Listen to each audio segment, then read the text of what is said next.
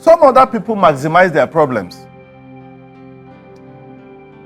They overrate, they magnify their problems beyond what it is in reality. Unfortunately, this approach to problem complicates it. It makes the problem look bigger than it is. And of course, expectedly, it comes with its own complications. I recall a story of a young lady who was writing a final exam in the university.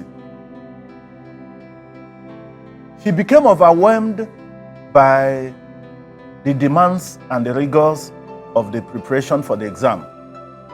Because she had overrated the exam, she had accepted the lie that the exams are usually too tough and too difficult to pass. And what happened was that in the course of her preparing for the exam, she suffered a nervous breakdown.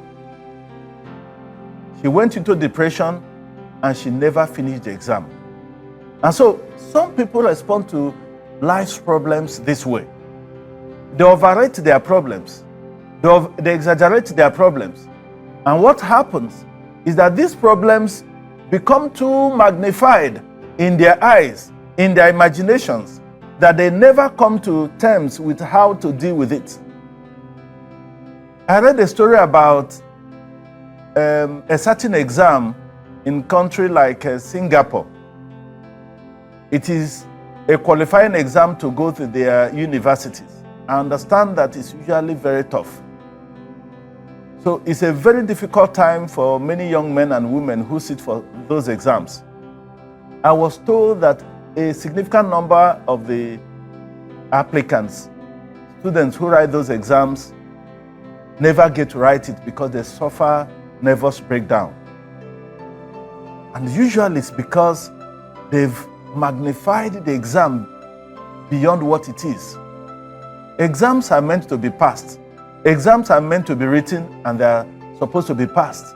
People pass exams, no matter how tough and how difficult it is. But for those who accept that such exams is difficult to pass, they are likely to run into trouble. In fact, it will affect even how they prepare for the exam. Their ability to prepare for the exams adequately and write it confidently and pass will be affected if they have this approach to the problem of that exam. Okay? While it is important to make a proper assessment of your problem, it is advisable not to exaggerate your problem beyond what it is. Because if you do that, it will affect your ability to tackle that problem adequately as you should. Some other people wait for their problems to go away. So their own approach is waiting. They wait for their problems with the expectation that it will fizzle out. It will just dissipate. It will just go away. And they just do nothing, hoping that somehow the problems will vanish. But I'm sorry to disappoint such people that most life's problems don't vanish because you wait and do nothing. Perhaps a few problems in life can be dealt with by passage of time. But the usual pattern is that problems don't go away. They linger, they wait for you until you do something.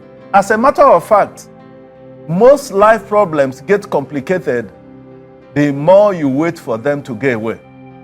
So as you don't arise to do something about the problems balloon into unmanageable size, and sometimes it becomes difficult and intractable.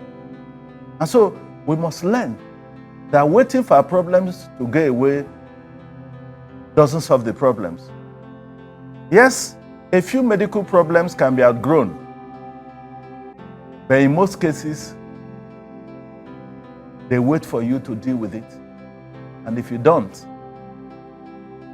sometimes the result is unpalatable. Instead of waiting for our problems to go away, it is advisable to jump into the fray, find solutions, and know how you can deal with these problems. Because it's in jumping into the fray, dealing with the problem, that the solution lies. Some people approach their problems by passing it on to others. I will tell you a story about what happened in a real life mathematics class. A teacher was teaching mathematics, and at a point he paused and he asked a question, and he pointed at a particular student to answer the question. What that student did was to bend down and pointed to somebody at his back. Meanwhile, the teacher was pointing at him. Some people respond to problems exactly in that manner. When problem points at them, they bend and they point the problem towards another person.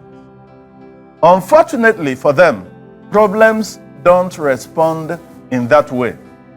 Problems come to certain individuals, and it is expected that the individual should rise up and deal with the problems as they come.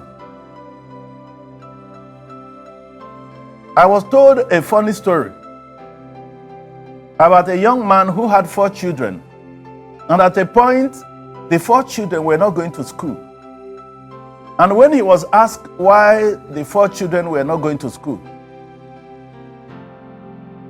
he said he was waiting for his brother, who was far more educated than him, to train the children. And when he was asked why he had to wait for his brother, he said that their parents trained the brother and gave him a good education. And his own belief that his brother, who was trained by his parents, by their parents, should take the responsibility of training his own children. So he had passed on the problem of training his children through school to his brother, just because their parents trained that his brother through school. Now, one of the most shocking examples of this passing on of problem to another person that I encountered was a lady I worked with several years ago. She was vehement that her brother, who was an established lawyer, a prominent lawyer, a successful lawyer, should take the responsibility of training her children for her. She believed that her brother has stolen her destiny. Whatever that means. I mean, if you hear things like this, it will sound like it's a tale from moonlight. But that was a fact. I mean, it's a fact. The woman was convinced that her brother had stolen her destiny. I don't know what that means exactly. But because of that, she was convinced that brother should take the responsibility of training her children for her. Well, I don't know how that works in real life, but I can tell you that she is the one who should rise up and train her children.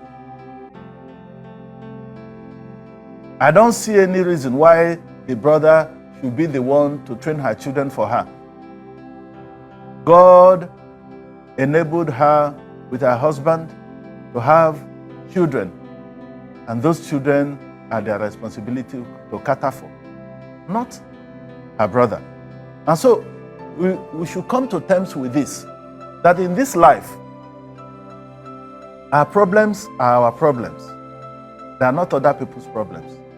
Other people could support us, other people can help us, other people could advise us and guide us through the solutions. But the problems remain our problems.